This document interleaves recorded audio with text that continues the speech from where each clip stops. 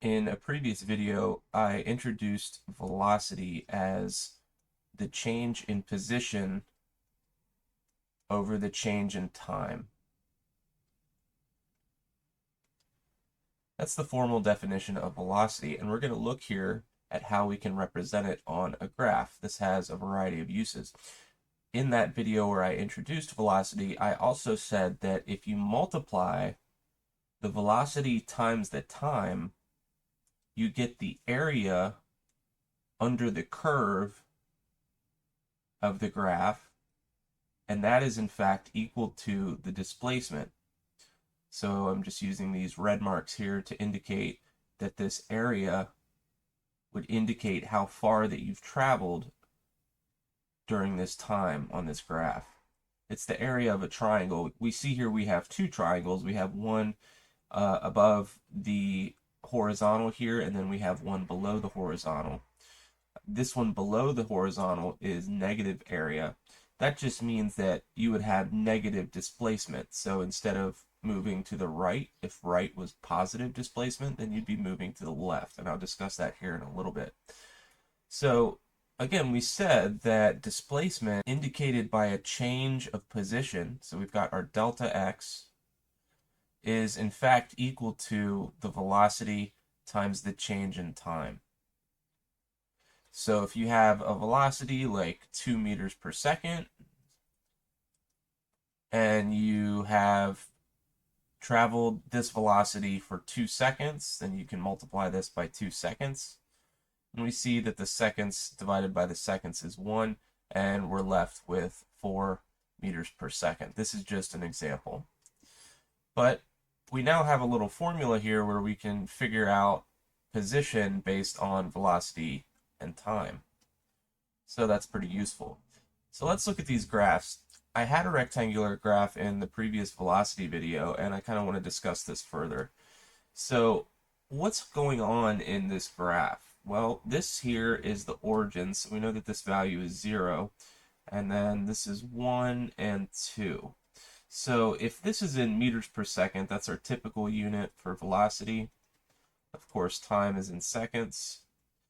Then it looks like for this period of time, as I move horizontally here on the graph, the velocity remains constant at 2 meters per second. So hopefully that's clear. It's a straight line. It stays here at this value of 2. And even as time goes on, we have a constant velocity of 2 meters per second until we get to this point right here. And what happens? So the velocity immediately drops down and switches, and now we have this new constant velocity of -1. So something happened here, and how could we model this with the position? Like, how would we think about this if this is, say, a ball moving through the air or a car driving down the road? Like, what would happen to the position? Well, we've said we have constant velocity, in this case, 2 meters per second. Okay, so we have 2 meters per second, and we're traveling for some period of time. So 1, 2, 3, 4.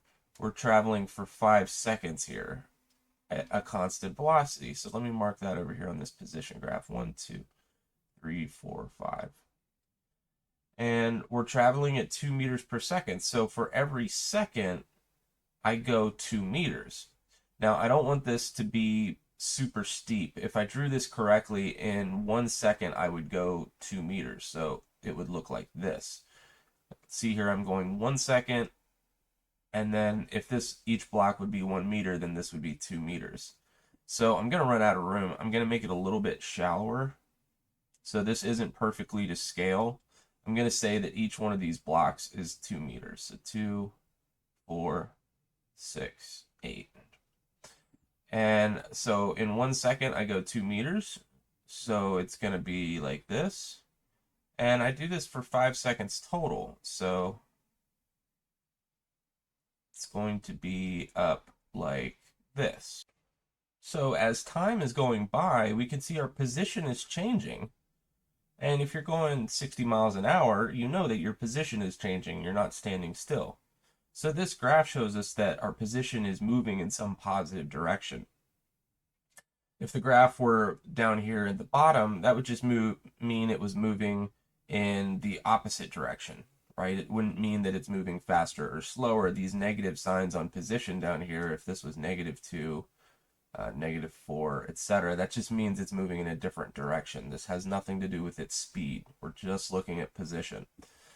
So, okay, so that takes care of this first portion of the graph, and then the velocity drops abruptly and goes to -1 meters per second.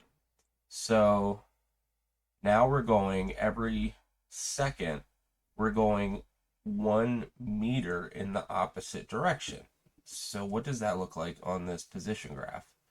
I'll keep drawing this out. So for every second, I'm going 1 meter. Well, now I'm going to be going half of this vertical block, since these are 2 for every block. Now for every second, I'm going to be going half a block. So it would be, I'm going to try to do this the best way I can. This might not be perfectly to scale, but the general idea here is that we're traveling. Notice how this is less steep than this left-hand side where we had increasing position. Now the position is going in the opposite direction, but it's going slower. Why is it going slower? Well, look here. So the velocity now is -1 meters per second. So if we're just considering the speed and not the direction, this is 1 meter per second.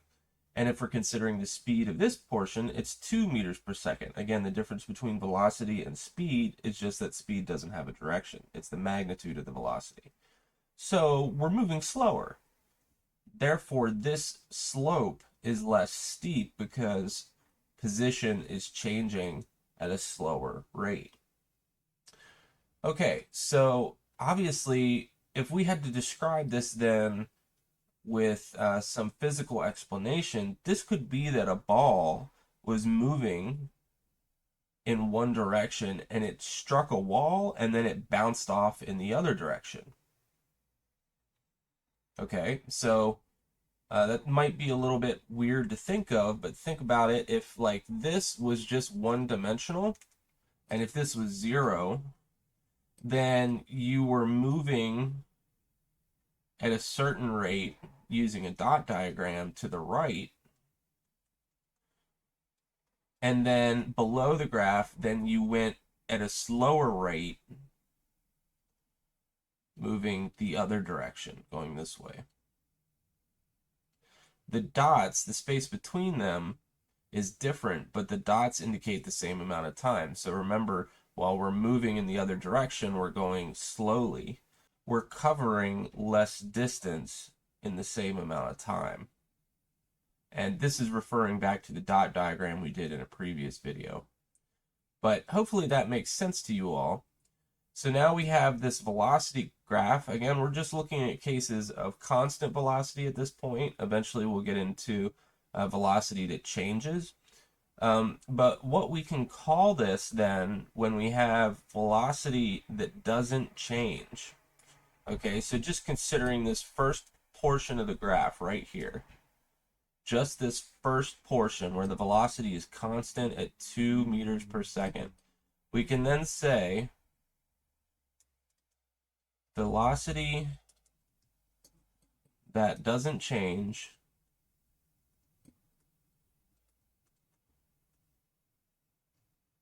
is called uniform motion. Uniform just means the same.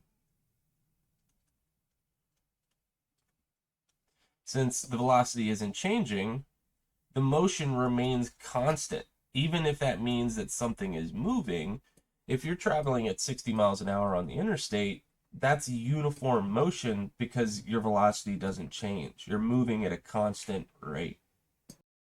The last thing I wanted to do then is just show one more example of a velocity graph and just think about what it represents. And I'm not going to use like scales on the side of the graph or anything like that. I just want to briefly show another example, and we'll start in the same way.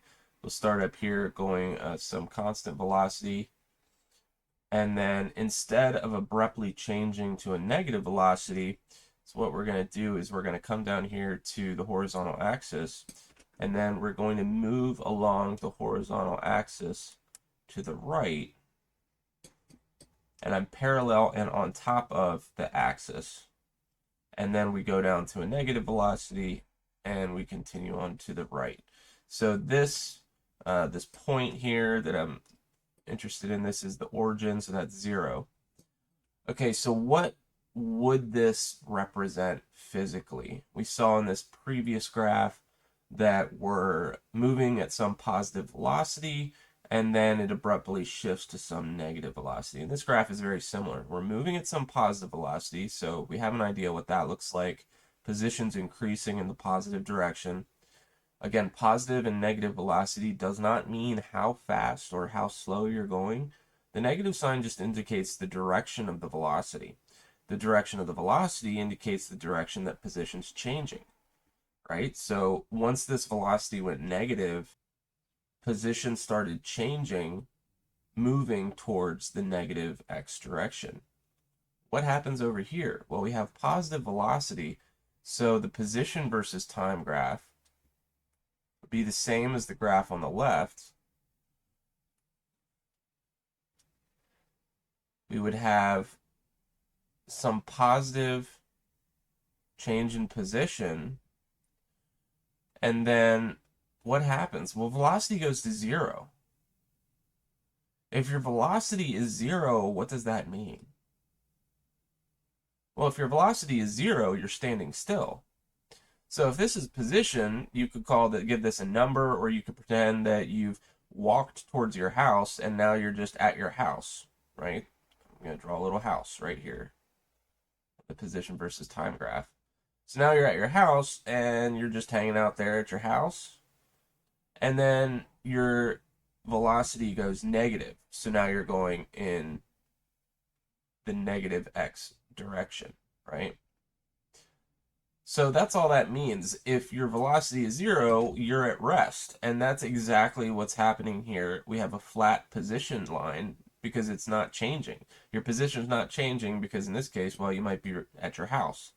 And then you start again in the negative x direction. So I just wanted to give an example where the velocity is 0, and we show that the velocity being 0, what does that mean for the position versus time graph? So this is where velocity is 0, and then at this point x does not change. Does not change. That means that you are at rest.